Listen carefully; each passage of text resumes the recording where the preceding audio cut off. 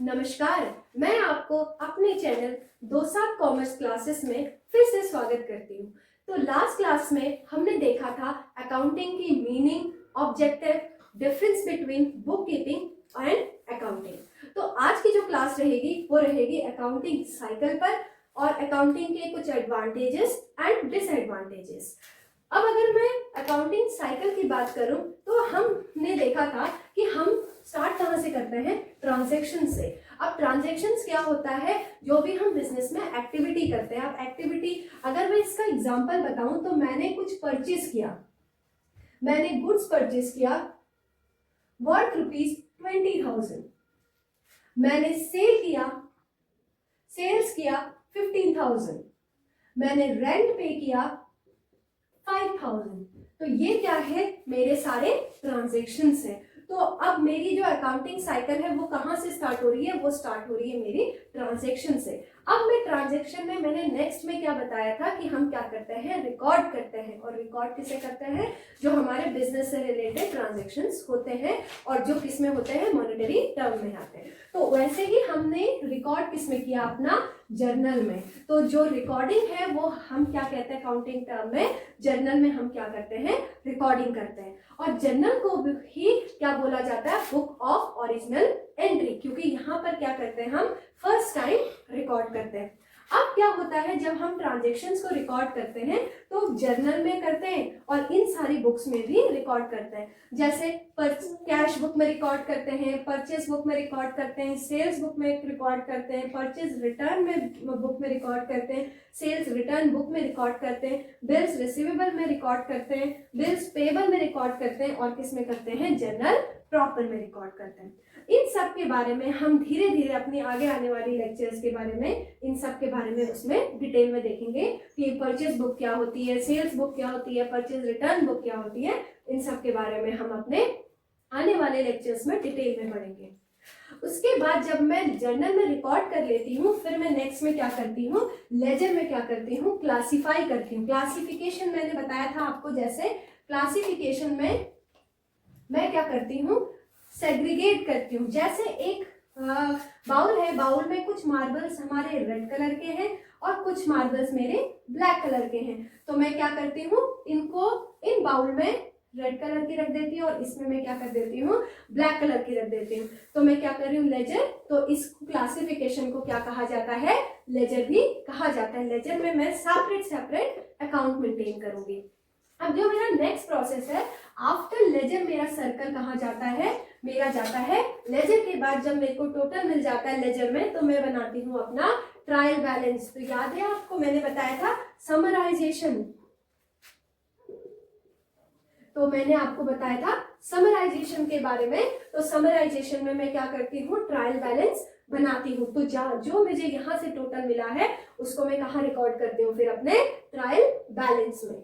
After trial balance में क्या बनाती हूँ, अपना trading profit loss and balance sheet. तो trading profit loss balance sheet से मुझे क्या पता लगता है कि मेरा कितना प्रॉफिट हुआ है, कितना लॉस हुआ है और मुझे मेरे कितने एसेट्स हैं और मेरी कितनी लायबिलिटीज हैं। तो इस तरीके से हमारा जो अकाउंटिंग साइकिल है वो चलता है। तो मैं एक बार फिर से रिपीट करती हूँ कि हम पहले क्या करते हैं, अकाउंटिंग ट्रांजैक्शंस को आइडेंटिफाई करते हैं। आइडेंटिफाई क्या करते हैं कि वो ट्रांजैक्शंस किससे रिलेटेड है, बिजनेस से रिलेटेड है या नहीं है। दूसरा, फिर मैं क्या करती हूँ, जर्नल में रिकॉर्ड करती हूँ। रिकॉर्ड करने के बाद मैं उनको क्लासिफाई करती हूँ। क्लासिफाई मतलब कि मैं लेजर में लेजर बनाती हूँ। आने वाले लेक्चर्स में बताऊंगी लेजर होता क्या है, हम लेजर कैसे बनाते हैं, किन को हम लेजर में रिकॉर्ड करते हैं, ये सारे आने वाले लेक्चर में आपको मैं बताऊंगी।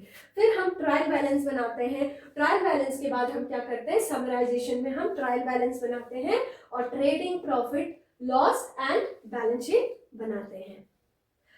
अब हम देखेंगे कुछ एडवांटेजेस और डिसएडवांटेजेस ऑफ अकाउंटिंग।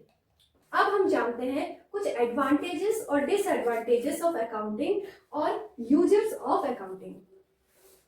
अगर मैं बात करूं एडवांटेजेस की, तो helps in management of business. Obviously हमारी जो अकाउंटिंग है वो मदद करती है बिजनेस को मैनेज करने के लिए, क्योंकि हम क्या करते हैं अकाउंटिंग में रिकॉर्ड करते हैं सारे जो भी ट्रांजेक्शन है उनको हम रिकॉर्ड करते हैं। तो हमें पता है कौन सा ट्रांजेक्शन हमने क्लासीफाई भी करते हैं, हम पता है हमें ये ट्रांजेक्शन हमारी सेल्स बुक से रिलेटेड है, ये ट्रांजेक्शन हमारी परचेज बुक से रिलेटेड है। तो हमें ये मदद मिलती है कि हम जो भी बिजनेस से रिलेटेड मैनेजमेंट है उसको केयरफुली और क्लियरली कर सके with the help of accounting. दूसरा क्या है, प्लानिंग। ऑब्वियसली अगर हमें पता है हमारा कॉस्ट कितना आ रहा है, हमारा खर्चा कितना आ रहा है, तो हम फ्यूचर में आने वाले खर्चे को क्या कर सकते हैं, प्लान कर सकते हैं। दूसरा इसका एडवांटेज है डिसीजन मेकिंग। अब मुझे पता है मेरा पिछले साल का प्रॉफिट इतना था, तो मेरे आने वाले साल में मैं उसी तरीके से अपने एक्सपेंस करूंगी, सेल करूंगी, उतना ही अपना खर्चा करूंगी, उतना ही रॉ मटेरियल खरीदूंगी। तो मुझे किसमें मदद मिलेगी, मेरे डिसीजन मेकिंग में। Information regarding profit and loss account, जैसे कि मैंने आपको बताया था समराइजेशन में हम क्या बनाते हैं, ट्रायल बैलेंस बनाते हैं, प्रॉफिट एंड लॉस अकाउंट बनाते हैं, बैलेंस शीट बनाते हैं। तो मुझे अकाउंटिंग का एक एडवांटेजेस क्या है कि मुझे ये प्रॉफिट और लॉस से रिलेटेड इंफॉर्मेशन देता है। और जो नेक्स्ट हमारा एडवांटेजेस है वो मुझे मेरे बिजनेस की फाइनेंशियल पोजीशन भी बताता है कि मेरा बिजनेस किस पोजीशन पर है। अब आते हैं डिसएडवांटेजेस। तो कुछ इसके डिसएडवांटेज भी हैं अकाउंटिंग के, कुछ ड्रॉबैक भी हैं। अब जो पहला है इन्फ्लुएंस बाय पर्सनल जजमेंट। अब इसमें इन्फ्लुएंस बाय पर्सनल जजमेंट में आपको मैं एक एग्जांपल दूंगी डेप्रिसिएशन का। तो अगर आप अकाउंटिंग से रिलेटेड, अकाउंट से रिलेटेड हो, अगर आपने बीकॉम, एमकॉम या फिर बीबीए किया होगा तो आपने एक वर्ड सुना होगा डेप्रिसिएशन। तो डेप्रिसिएशन क्या होता है, हम जब कोई मशीन खरीदते हैं तो हम प्री क्या करते हैं, उस मशीन को आने वाले फ्यूचर में जब हम बेचते हैं, ऑब्वियसली कम प्राइस पे बेचेंगे, तो वो लॉस से बचने के लिए हम कुछ पैसा पहले से ही थोड़ा करके अलग रखना स्टार्ट कर देते हैं। तो वो क्या कर रहे हैं, हम अपने पर्सनल जजमेंट पर कि हम इतने पर उसको आने वाले 10 साल पर बेचेंगे, तो अपने पर्सनल जजमेंट पर हम क्या करते हैं, उसे उतना अमाउंट हम साइड रखना स्टार्ट कर देते हैं। फॉर एग्जांपल मैंने 1 लाख का मशीन खरीदा, 10 ईयर्स के बाद मुझे उसका 10,000 मिल रहा है, तो 90,000, तो 90,000 में मैं 9,000 क्या करूंगी, हर साल थोड़ा करके सेव करते रहूंगी। किसके नाम पर, डेप्रिसिएशन के नाम पर। अब क्या पता मुझे उस टाइम पर 5,000 मिले, तो ये हुआ ना मेरा एक डिसएडवांटेज। मैंने 9,000 मैं जमा कर रही हूँ साइड में, क्या पता मुझे और जमा करना चाहिए था, ताकि मुझे फ्यूचर में लॉस से बचने के लिए मुझे और ज़्यादा पैसे जमा करने चाहिए थे, पर मैं कम कर रही हूँ। तो यहाँ पर मेरा क्या हो रहा है, पर्सनल जजमेंट हो रहा है। दूसरा क्या है, हिस्टोरिकल कॉस्ट। अभी आने वाले क्लासेस में आपको पता लगेगा, कुछ प्रिंसिपल्स हैं उसमें बताया गया है कि हम जो भी रिकॉर्ड करते हैं एसेट्स को, वो किस में रिकॉर्ड करेंगे, हम अपने हिस्टोरिकल कॉस्ट, मतलब कि जब मैंने उसको परचेस किया था। अगर आज मैंने एक मशीन परचेस की 2000 में, 2001 में मैंने एक मशीन परचेस की 1 लाख रुपए की, और आज उस मशीन का दाम मैंने एक लैंड परचेस किया 1 लाख रुपीस का, और आज उसका दाम 10 लाख है। तो मैं रिकॉर्ड किस पर करूंगी, अपने बिजनेस पर, जो मैं एसेट पे रिकॉर्ड करूंगी वो मैं किस पर रिकॉर्ड करूंगी, 1 लाख पर, जो मैंने खरीदा था जिस टाइम पर 2001 में मैंने जिस कॉस्ट पे खरीदा था उस पर मैं उसको रिकॉर्ड करूंगी। नेक्स्ट क्या है, विंडो ड्रेसिंग। बहुत सारे बिजनेस में ये होता है, वो क्या करते हैं, जो भी उनके पास स्टॉक बचा है कभी वो ज़्यादा दिखा देते हैं और कभी कम दिखा देते हैं। तो ये क्या है, एक डिसएडवांटेजेस है अकाउंटिंग का।